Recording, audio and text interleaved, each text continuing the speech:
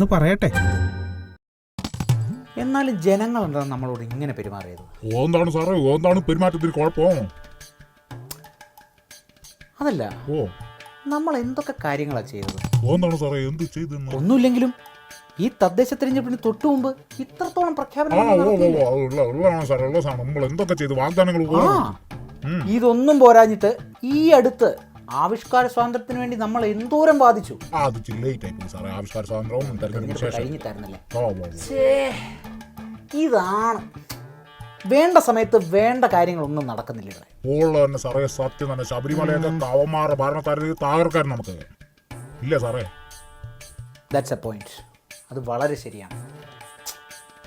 ചാനലിലൊക്കെ പോയിട്ട് ആകെ ബുദ്ധിമുട്ടാണ്. ഓ സാറേ, ഞാൻ കാണാറുണ്ട് സാർ. ഈ മേക്കപ്പ് ഒക്കെ മാത്രമേ ഉള്ളൂ. ഓ ഈ സെറ്റപ്പ് കണ്ടോ? കണ്ടു സാറേ, കണ്ടു. ഗംഭീര സാറേ. ചാനൽ ചർച്ചകൾക്ക് വേണ്ടി മാത്രം ഞാൻ എൻ്റെ വീട്ടിൽ സെറ്റ് ചെയ്തു. ഓ കിടൽ സെറ്റപ്പ് സാറ് സംഭവം തന്നെയല്ലേ സാറേ. പക്ഷെ സാർ ഇന്ന് പോയാൽ വീട്ടിൽ വേറെ സാറേ. എല്ലാവരും കൂടെ എടുത്തിട്ട് തന്നെ അലക്ക്. ഉള്ള തന്നെ സാറേ. ഇതിൻ്റെ എല്ലാം പ്രതിഷേധിച്ചൊരു ഹർത്താലങ്ങ് നടത്താന്ന് വെച്ചാൽ ഭരണവും നമുക്കായിപ്പോയി. നമ്മൾ ഭരണം എപ്പോഴാണ് ഒരു ഹർത്താൽ നടത്താൻ പറ്റുക?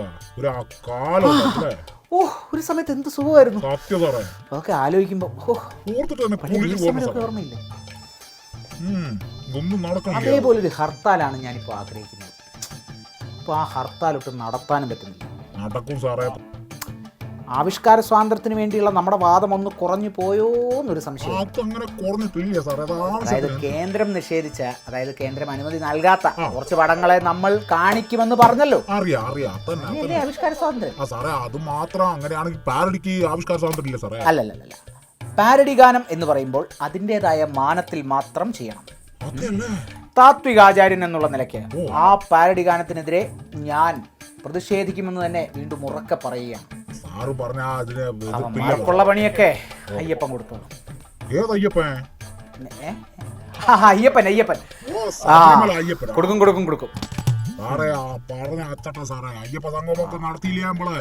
കൊടുക്കണോ സാറേ, കൊടുക്കണോ? അയ്യപ്പൻ കൊടുത്തില്ലെങ്കിലും കോട്ടപ്പള്ളി സാർ കൊടുക്കണം. അതൊക്കെ പണ്ട് നമ്മുടെ അപ്പൂപ്പന്മാരുടെ കാലത്ത് അറിയാലോ.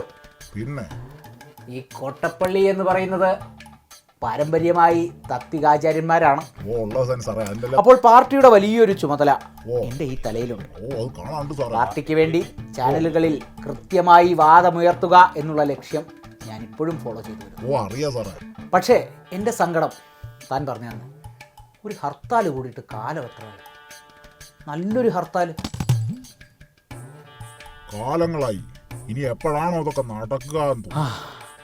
ഒരു വഴിയുണ്ട്, പക്ഷേ അല്പം ക്രൂരമാണ്. അതായത് ഇപ്പോൾ നമ്മൾ ഭരണപക്ഷത്തുണ്ട്. കേട്ടറിവ് വെച്ചിട്ടേ ഭരണം പോകാനാണ് സാധ്യത. സത്യങ്ങൾ നമ്മൾ അംഗീകരിക്കണ്ടേ? അടിത്തറ ഭദ്രമാണ്, പക്ഷെ വോട്ട് കഷ്ടമാണല്ലോ സാറേ. അപ്പൊ പ്രതിപക്ഷം തന്നെയല്ലേ? അപ്പോൾ നമ്മൾ പ്രതിപക്ഷത്തിരിക്കും. പ്രതിപക്ഷത്തിരുന്നാൽ നമുക്ക് കുറച്ചധികം കാര്യങ്ങൾ ചെയ്യാം. ഏത്?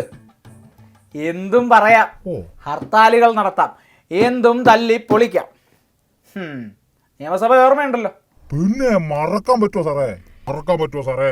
പക്ഷെ അതല്ല സാറേ, ആകെ ഒരു തരി കാണില്ലേ ഉള്ളൂ. അതും കൂടെ കേട്ടാ പ്രശ്നമാവും സാറേ. അധികാരം പോവും. പോവും സാറേ, പോവും. അങ്ങനെയാണെങ്കിൽ പക്ഷെ ഞാൻ ഒരു കാര്യം ചോദിക്കട്ടെ.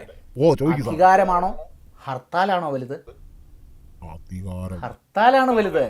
ഹർത്താലാണല്ലോ സാർ. കേരളത്തിന്റെ ആഘോഷമായിരുന്നില്ലേ ഹർത്താൽ? ആ ആഘോഷത്തെ നമ്മൾ മറക്കാൻ പാടുണ്ടോ? പാടില്ല സാറേ, പാടില്ല. വീണ്ടും വരട്ടെ ആ ഒരു ഹർത്താൽ കാലഘട്ടം. കോട്ടപ്പള്ളി സാർ പറയുമ്പോ എന്നാലും ഞാൻ ഒരു കാര്യം ചോദിക്കട്ടെ സാറേ, ബുദ്ധി എന്താ സാറേ നമുക്ക് നേരത്തെ തോന്നാഞ്ഞത്? ശരിയാണ് സാർ, എല്ലാത്തിനും അതിൻ്റെതായ സമയമുണ്ട്. ബുദ്ധി അപാരം തന്നെ.